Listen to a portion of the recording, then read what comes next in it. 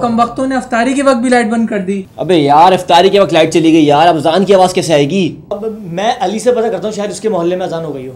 Hello, हाँ अली यार, ये बता तेरी तरफ अजान हो गई क्या? उसकी तो सुबह से लाइट नहीं है यार। एक सेकंड में काशिफ से पता करता हूँ।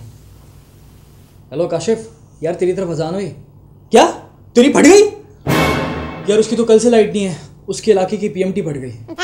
कहीं पे भी लाइट नहीं है तो अजान का कैसे पता चलेगा यार? 2 मिनट ऊपर हो गया, मैं तो रोजा खोल रहा हूँ। एक मिनट, आइडिया। हाँ भाई मौलवी साहब, शुरू करें फिर। वो मौला सबकी सुनता है, वो मौला सबकी सुनता है, वो मौला सबकी सुनता है, पर किसी किसी को चुनता है वो मौला।